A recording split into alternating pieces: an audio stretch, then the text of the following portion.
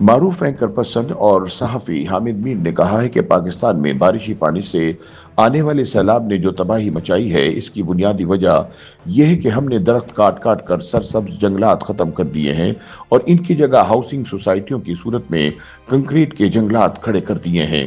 حامد میر روزنامہ جنگ کے لیے اپنی تحریر میں بتاتے ہیں کہ ملتان کا نواحی علاقہ بوسن آم اور مالٹے کے باغات کی وجہ سے مشہور ہے۔ ملتان شہر سے بوسن کی طرف جائیں تو صاف نظر آتا ہے کہ باغات کو کاٹ کاٹ کر ان پر ہاؤسنگ سکیمیں اور مارکیٹیں بنائی جا رہی ہیں۔ اسی سڑک پر بہاؤالدین ذکریہ یونیورسٹی بھی ہے۔ یونیورسٹی سے کافی آگے ایک راستہ بائیں کو مڑتا ہے۔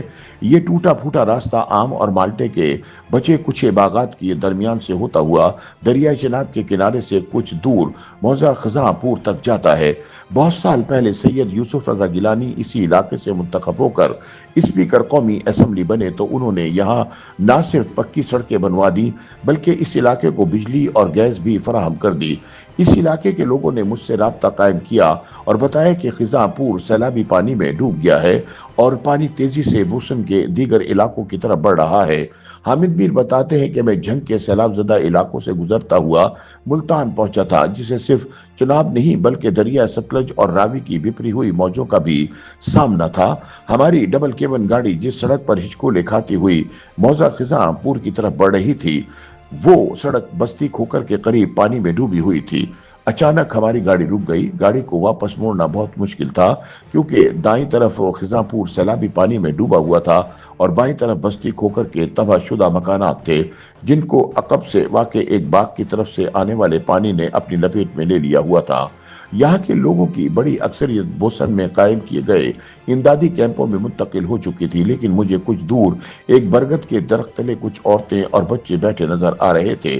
مجھے یہ نظر آ رہا تھا کہ جہاں جہاں بڑے اور مضبوط درخت موجود تھے وہاں زمین سیلابی پانی کے خلاف مزاحمت کر رہی تھی، جہاں درخت نہیں تھے وہاں زمین ٹوٹ ٹوٹ کر پانی میں گر رہی تھی۔ دریائے چناب کا پانی کناروں سے باہر نکل کر زمین کو نگل رہا تھا۔ میں جس سڑک پر کھڑا تھا وہ سڑک تیزی سے پانی کے نیچے جا رہی تھی اور مجھے بار بار پیچھے ہٹنا پڑ رہا تھا۔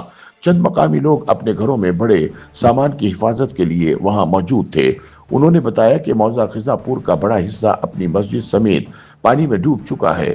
ایک ڈوبی ہوئی بستی کی باقیات پر کھڑے ہو کر کسی سے اس کی تباہی کی کہانی سننا بڑا تکلیف دہ تجربہ ہوتا ہے۔ حامد میر بتاتے ہیں کہ میں نے ایک مقامی شخص غزنفر سے پوچھا کہ کیا خزاں پور اور دریائے چناب کے درمیان باغات موجود تھے۔ اس نے جواب میں بتایا کہ جی بالکل باغات موجود تھے، لیکن وہ دریا کے کٹاؤ کا شکار ہو گئے۔ پیچھے کھڑے ایک بزرگ نے کہا کہ یہ بستی تو پاکستان بننے سے پہلے بھی موجود تھی، لیکن جب دریا کے کنارے جنگل کی کٹائی شروع ہوئی تو سیلاب کا پانی ہمارے باغات تک آنا شروع ہو گیا۔ یہ پانی کچھ دن بعد واپس چلا جایا کرتا تھا۔ جب ہم نے باغات کو کاٹنا شروع کیا تو پھر دریا کے پانی نے زمین کو نگلنا شروع کر دیا۔ کچھ دیگر لوگوں نے اس بزرگ کو چپ کروا دیا۔ اس دوران مجھے یہاں ایک کشتی نظر آئی جو کسی مقامی ملاح کی تھی۔ میں اس میں سوار ہو کر ان عورتوں اور بچوں کے پاس چلا گیا جو ایک برگد کے گھنے درخت تلے بیٹھے تھے۔ مجھے دیکھ کر عورتیں اپنے گھروں میں چلی گئیں۔ دو مرد وہیں بیٹھے رہے۔ میں نے ان سے پوچھا کہ پانی آپ کی طرف آ رہا ہے، آپ یہ علاقہ کیوں نہیں چھوڑ رہے؟ انہوں نے ایک درخت کے ساتھ بندی کشتی کی طرف اشارہ کرتے ہوئے کہا کہ ہم کچھ دیر میں اس کشتی پر چلے جائیں گے۔ قریب ہی کچھ مویشی بھی بندھے ہوئے تھے۔ مجھے سمجھ آ گئی کہ یہ لوگ اپنے مویشیوں کے بغیر نہیں جانا چاہتے۔ ان کے گھر کافی اونچی جگہ پر تھے اور گھروں کے آس پاس بڑے بڑے درخت نظر آ رہے تھے۔ درختوں کی جڑوں نے زمین کے کٹاؤ کو روک رکھا تھا، لیکن پانی کی بلند ہوتی ہوئی سطح خطرے میں اضافہ کر رہی تھی۔ حامد میر کہتے ہیں کہ میرے ساتھ موجود کیمرہ مین عمران نے مجھے خبردار کیا کہ پانی بڑی تیزی سے زمین کو نگل رہا ہے، لہٰذا ہمیں کشتی میں واپس جانا چاہیے۔ میں کشتی کے ذریعے واپس موضع خزاں پور کی اس ٹوٹی ہوئی سڑک تک پہنچ چکا تھا جو اب دریائے چناب کا ایک کنارہ بن چکی تھی۔ اب ہم سیلاب کی کوریج کو بھول چکے تھے بلکہ جان بچانے کے لیے موقع سے باقاعدہ فرار ہو گئے۔ جس سڑک پر ہماری گاڑی بھاگ رہی تھی وہ جگہ جگہ سے پانی میں ڈوب رہی تھی۔ پانی مختلف راستوں سے بوسن بند کی طرف بڑھ رہا تھا۔ یہ کہنا غلط نہ ہوگا کہ سیلابی پانی اور ہماری گاڑی میں ایک ریس شروع ہو چکی تھی۔ بوسن بند پر پہنچ کر میں گاڑی سے باہر نکلا اور پیچھے مڑ کر دیکھا تو آم کے खूबसूरत बागात, मकई और कपास की लहलहाती फसलें सब दरिया बुरुद हो रही थी। अब मैं इस खानदान के बारे में सोच रहा था जो बस्ती खोकर से कुछ दूर बरगद के एक दरख्त के नीचे बैठा था, और इस खानदान के मर्दों को अपनी कश्ती पर बड़ा एतमाद था। मुझे हजरत नूह अलैहिस्सलाम की कश्ती याद आ गई। हामिद मीर कहते हैं कि अगर आप अभी तक अपने घरों में महफूज हैं और सैलाब की तबाही का निशाना नहीं बने तो अल्लाह ताला का शुक्र अदा करें।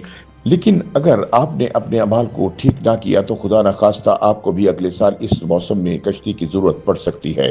बहुत से लोग इस सैलाब को अल्लाह का अजाब करार देते हैं। कुरान मजीद की सूरतुल राअद में कहा गया है कि बिलाशुबा अल्लाह किसी कौम की हालत नहीं बदलता जब तक वो कौम खुद अपनी हालत को ना बदले। अफसोस के जब भी कौम की हालत बदलने की बात होती है तो किसी को सदारत निज़ाम याद आ जाता है तो कोई 18वीं तरमीम की खामियां तलाश करने लगता है। कोई अपनी कुर्सी बचाने के लिए किसी मुतनाज़ा डैम की अचानक हिमायत शुरू कर देता है और कोई कुर्सी बचाने के लिए इस डैम की मुखालफत शुरू कर देता है। आज आपने अपनी हालत बदल ली है तो पूरी कौम को मिलकर सिर्फ एक काम करना है, और वो ये है कि हर तरफ दरख्त उगाएं और खेत खलियानों पर हाउसिंग स्कीमें बनाने पर पाबंदी लगा दें। YouTube पर गूगली न्यूज देखने के लिए youtube.com की सर्च बार में गूगली न्यूज टीवी टाइप करें। गूगली न्यूज के पेज पर सुर्ख रंग के सब्सक्रिप्शन वाले बटन पर क्लिक करना ना भूलिए। YouTube पेज पर अपलोड होने वाली वीडियोस से बाखबर रहने के लिए बेल आइकन पर क्लिक कीजिए। आपको हर नई वीडियो के बारे में नोटिफिकेशन मौसूल हो जाएगा।